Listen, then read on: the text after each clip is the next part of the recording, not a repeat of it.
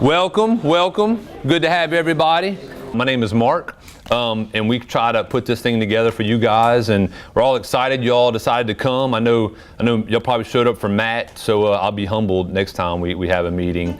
But we're excited about having Matt with us. Matt's actually a really good friend of mine. I'll share that a little bit in a minute. Just a couple things I want to say before we get started is we meet every first and third Tuesday of every month. But anyway, we usually have a social, in Lent, we do a live Way of the Cross. Sometimes we do adoration. So it's just a way to kind of stay plugged in. We also have a Facebook page called Take the Risk. And again, the purpose of that is kind of a home where you can get good resources and good information about kind of young adults living the faith, battling in the faith. And for those of you who don't know, we offer free child care. So if you have friends that have children, we offer free child care. It's right around the way. And then we'll have a meal tonight afterwards. Take the risk and try to invite somebody. That's the whole purpose behind the name, is that we believe that it's worth the risk, right, to get close to Christ. That it's not easy. It's uncomfortable to kind of invite someone. It's uncomfortable to say, hey, this is who I am, and I'd like you to come check us out. But it is worth taking the risk. So I always get excited. I posted this on the Facebook page the other day. How many of y'all saw that Pope Francis again, for like the third time, use that term, take the risk? Anybody notice that? So World Youth Day says it. We must take a risk, right? We must take the risk and count the cost of what it means to follow Christ. All right, so I'm going to turn it over to my buddy Matt now. Matt's going to share tonight, just to give you some context, some understanding of the Christian walk is not always easy, right? We believe in it, we strive for it. A little quote that stands out to me that I hope Matt shares tonight is this idea that we stumble toward Christ, right? That we can't always run, we can't always be vigilant, we can't always kind of be intense, but we try to stumble toward Christ. And so Matt's going to talk about sometimes what happens when you fall, right? What happens when it seems like Christ is far, far away, and kind of talk about that with his own lived experience. Alright guys, before we get started, the way this is going to work, I sound like a professional, but I'm going to give a speech. I prepared a talk that I'm going to give. Throughout the talk, I'm going to have points where there are rhetorical questions and things like that for you to answer. Don't feel obligated to answer right now in the big group. You can if you want to, and I invite you to. That would be awesome if you dialogue. But after the talk, we're going to break up into small groups and go real in depth with it. So you don't have to feel like you have to stop me every time I might ask a question or seem out of hand. But if I say something that resonates with you or that you agree with a lot or don't agree with at all, stop me. I want this to be a conversation. Everybody cool with that? All right. Thank you. My name is Matt Lafleur. One of the reasons I'm here is because I'm a blogger for the blog called Seek Pilgrim. What Seek Pilgrim is it's a blog on the Patheos website. Patheos is a huge collection of blogs from different faiths throughout the country, and I want to say the world because the editor is in Vancouver, so yeah, we're a big deal. It's a collection of blogs of different faiths throughout the world. Seek Pilgrim itself falls under the category of Patheos Catholic. It does that because the two founders are themselves Roman Catholic, and most of the contributors, like myself, are also Catholic. However, you don't have to be a Catholic to be a Sikh pilgrim. The obvious question then is, what is a Sikh pilgrim? To me, a Sikh pilgrim is somebody who's not afraid to acknowledge things like depression, anxiety, brokenheartedness, confusion, and doubt. And by doing that, we're not necessarily turning our backs on the Christian faith. We're just acknowledging that these letdowns exist. Sometimes in life, our jobs, and our marriages even fail. Sometimes our physical or psychological health decline. Sometimes our financial or our family situations are chaotic. And it's at those times that, at least for me, I felt estranged from my awesome Catholic and Christian communities because they seemed to me to be always focused on the bright and sunny God. They reiterated the popular cliches and the phrase positive, encouraging. Well, the truth is, most times I didn't feel positive or encouraging. I was barely holding on. I was just kind of passively attending Mass or any type of prayer service, receiving the sacraments, or participating in any kind of prayer life. So my story. If you don't know my story, I wasn't in a wheelchair my whole life. It was around the middle of 5th grade year when one of my coaches took me outside and said that my feet were flat. So I went to a foot doctor and he checked me out and he said, "Yeah, Matt, your feet are flat, but that's not the issue. The issue is you have a gait in your walk, a G-A-I-T, a manner of unsteadiness." So from there, I went to doctors all around the state of Louisiana, trying to figure out what was wrong with me, what was my problem, what was making me lag behind my friends who were running and playing sports a lot better than I was. It was really a confusing time for me. A few months later, though, after going to different doctors, I was finally diagnosed. However, I didn't know with what. I continued being an aggravating kid. I didn't change. But I was slowly getting worse and worse at things like coordination and running. Suddenly, having so little in common with my friends and classmates who'd play sports with me and other active little kid games, I felt really alone. I even at this point would say I hated myself more than most kids do at that age. Puberty sucks, guys. At this point in my story, God plays a major role. And that's ironic, because at this time I felt more abandoned by God than I ever had. I was a cradle Catholic. That means I come from a Catholic family, so I was baptized at a young age, so I didn't know life outside of the Catholic Church. I assumed that what your relationship with God was made up of was going to church on Sundays, saying grace before you ate, saying prayers before you went to sleep at night. I thought that by holding up your end of the bargain, then God would hold up his and magic away everything negative in your life so that your life would be positive and encouraging and beautiful. I didn't understand why God was allowing me to lose my friends and my junior high self-worth. Living in this confusion left me overwhelmingly depressed. A few years later, when I found out the name of my disorder, Friedreich's ataxia, and I found out some basic information about it,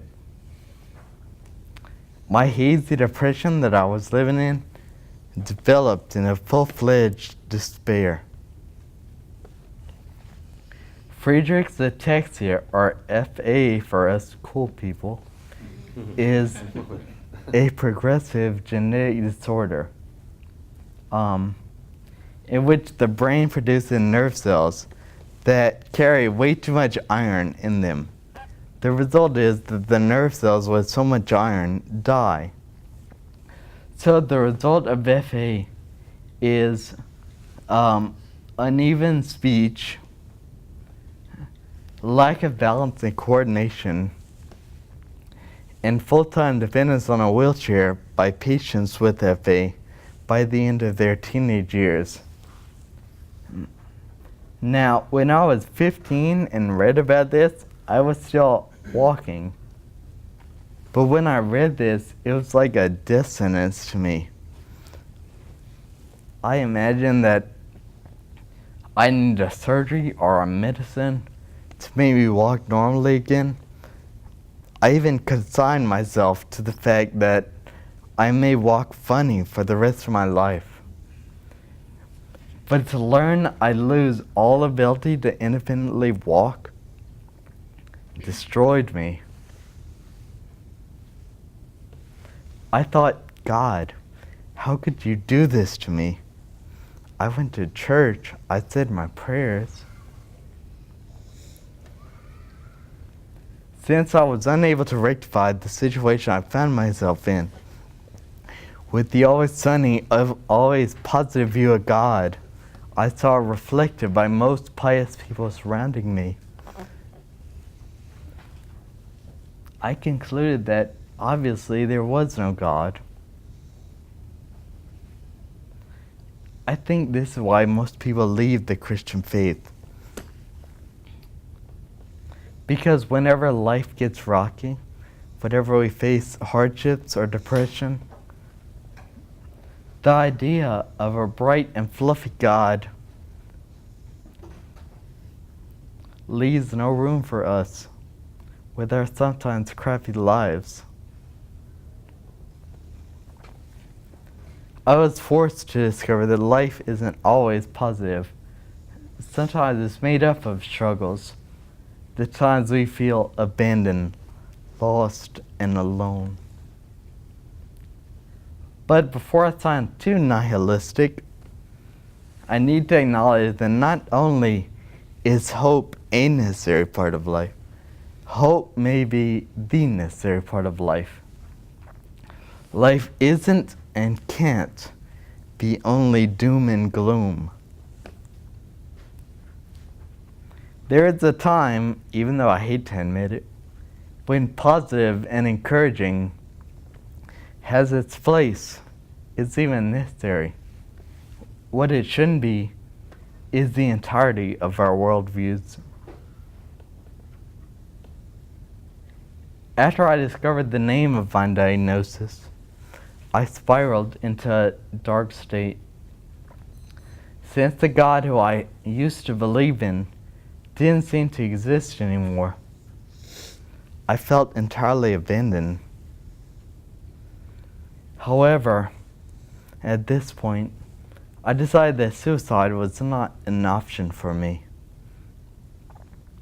In my own off-balanced and stumbling way, I was going to survive. So I may as well see life as worth living. An important truth began to make sense to me at this point, that God was bigger than our view of Him. When my only bright and sunny view of God and religion didn't seem to hold true anymore, rather than leave the idea of God entirely, I decided to explore this murky and dismal land I found myself in, and I was looking for a small shot of heaven. I decided to look for hope. In the sometimes bleak, sometimes depressing place we find ourselves living in has been described by different names from different saints throughout the ages. Yet they all seem to recognize that the darkness we find ourselves living in sometimes is not necessarily a punishment. It's a place where we can be most receptive to God's revelations. This place is called the Dark Wood by a guy named Eric Elnes in his book, The Gifts of the Dark Wood. I'm going to read 2 quotes I found from that book. While the dark wood was called by various names by the mystics, St. John of the Cross called it the dark night of the soul. St. Teresa of Avila called it the fifth mansion. Dionysus, the Areopagite, that's fun to say, called it the cloud of unknowing. All of them insisted that the dark wood is a place where one receives strange and wondrous gifts from God, whose value vastly exceeds whatever hardships are encountered in the dark wood. The dark wood is where you meet God. The mystics taught that in the dark wood, you discover who you are and what your life is about, flaws and all. In the dark wood, you bring all your shortcomings with you, not in order to purge them or to be judged by them, but to embrace them in such a way that your struggles contribute meaningfully to the central conversation God is inviting you to have with life. The dark wood, or whatever you want to call it, is not to be celebrated for itself. And if all I do up here is make you think that it's cool to be gloomy and dismal, then I failed greatly. The dark wood isn't a place that anyone longs to go. It's a real and a dismal place we often find ourselves in. My intention is not to make you long for the experience of the dark wood, but to encourage you that you can survive if that's where you find yourself. So the question is whether what I'm saying, whether it resonates with you or whether you think I'm off in some way. And I want to hear either way. I want to know if you guys are with me or if you guys think I'm crazy, which is cool too. I probably am. I'm trying as hard as I can not to make you guys want to go to the dark wood, want to be gloomy and depressed, but a small part of me has to admit that if the table I'm eating my lunch at is the cool table, then junior high Matt would be really pumped.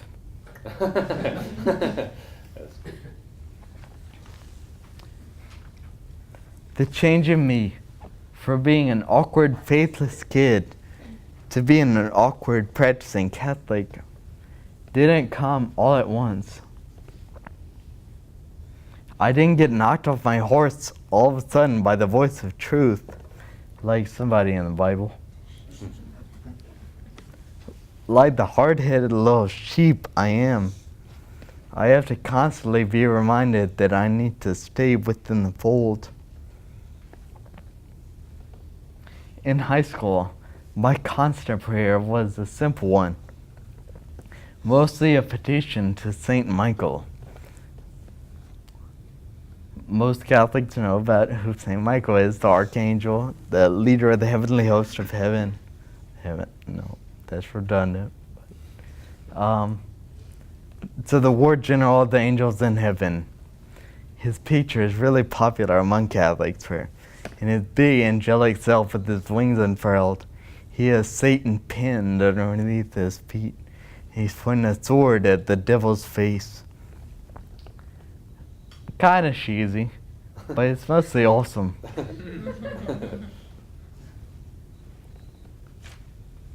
Whenever the bell would ring for class, and I'd have to walk across my high school to my next one, I would say a simple petition in the back of my head. Keep me up, St. Michael, keep me up. And I think that simple prayer and the meaning behind that prayer is what's kept me in the Christian fold. The realistic acknowledgement that everything isn't as perfect as we'd like it to be, but asking God for the strength to see us through the dark wood. So I remain a Christian to this day, sometimes joyfully, sometimes kicking and screaming. And even through some of the most gut-wrenching episodes of my life, from my first day in undergraduate college, which was my first day in a wheelchair, from the day in college where I was invited to a service by a traveling faith healer who failed to make me walk again in Jesus' name,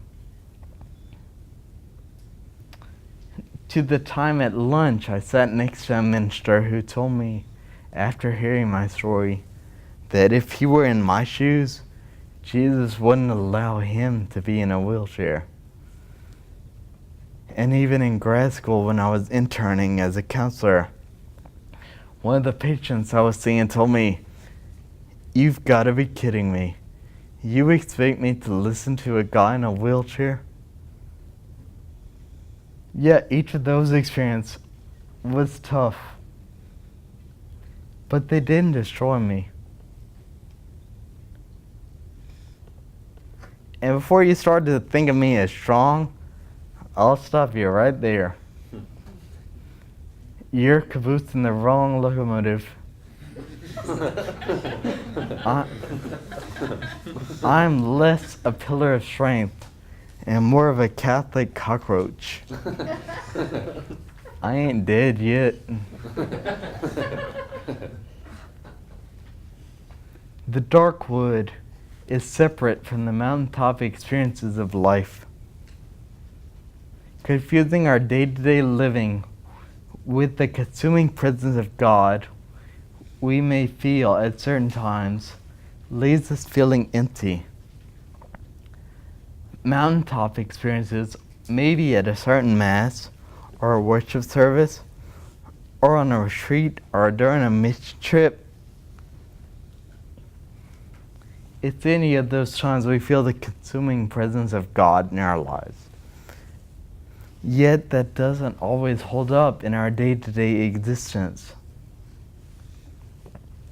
Does this mean that we're failures? The most pious time of the year for me is during Lent, the 40 days in preparation for the Easter Triduum. The readings of the sign at Mass on Sundays are always so profound to me. Except there's one story we hear every year that really never quite made sense to me. It's the story of the Transfiguration. I have it written on the worksheet, so can I have a lovely assistant read it for me? After 6 days, Jesus took Peter, James, and John his brother, and led them up a high mountain by themselves. And he was transfigured before them. His face shone like the sun, and his clothes became white as light. And behold, Moses and Elijah appeared to them, conversing with him. Then Peter said to Jesus in reply, "Lord, it is good that we are here. If you wish, I will make 3 tents here, one for you, one for Moses, and one for Elijah." While he was still speaking, behold, a bright cloud cast a shadow over them. Then from the cloud came a voice that said, "This is my beloved Son, with whom I am well pleased. Listen to him." When the disciples heard this, they fell prostrate and were very much afraid. But Jesus came and touched them, saying, "Rise and do not be afraid." And when the disciples raised their eyes, they saw no one else but Jesus alone. As they were coming down from the mountain, Jesus charged them, "Do not tell the vision to anyone until the Son of Man has been raised from the dead." Thank you so much. That was awesome. What the heck? I understand contemplating the suffering of Jesus, I understand being with him when he was going through the worst of his times. I didn't understand why that story was in the middle of the most pious time of the year for me. The reason it started making sense to me was when I started to see it as a mountaintop experience. Not for Jesus, but a mountaintop experience from the disciples' point of view. Right before his own eyes, the apostles' rabbi was glowing and in dazzling white garments. And while he was on the mountaintop, he was seen speaking to the two hugest members of the Jewish faith, the law and the prophets personified, Moses and Elijah. So for the first time, Peter, who left everything to follow the dirty little Middle Eastern man who came to him on his fishing boat, had proof that he really was otherworldly. That what he believed in was starting to make sense. So it makes sense in that light for me. That Peter said what he said. God is so good that we are here. I can even relate to him with what he says next. Let's build 3 tents, one for each of you. Who doesn't want to stay on our mountaintop experience? The moment when we feel closest to God. Yet all too soon, Jesus returns to appearing like a Middle Eastern man. And Moses and Elijah are gone. And Jesus leads the trio down from the mountaintop. And what are they led to? They're led to abandoning their teacher in his hour of greatest need. They're led to their teacher being crucified, charged as a criminal, and died horribly. They're led to eventually to each of their own martyrdoms, their own murders for what they believe in. Jesus seemed to know that life isn't about camping on your mountaintop experiences. Life is about traveling through the dark wood. I like to think that when Peter was being murdered, when he demanded that he be crucified upside down because he wasn't worthy to be killed in the same way as Jesus, that amid the excruciating pain he must have been in, amid the jeers that he must have faced from his murderers, that he was able to think back on Jesus in the dazzling white clothes on top of the mountain, speaking to Moses and Elijah. And I bet that when he did that, he thought, oh yeah, that's why I'm doing this. At different times in all of our lives, we'll find ourselves wandering through the dark wood. It's at these times I hope we're able to hold on to hope that we encountered from our mountaintop experiences. That we could take comfort from the misfits that surround us. They're in the same boat as us, trying to get by. And that we can walk with our heads held high. Or in my case, at least keep awkwardly wheeling forward. And I'd like to close with our prayer from Eric Elnes in his book, Gifts of the Dark Wood. May the Spirit of the living God, made known to us most fully within the dark wood, go before you to show you the way, go above you to watch over you, go behind you to push you into places you may not go yourself. Go beneath you to uphold you and lift you. Go beside you to be your strong and your constant companion.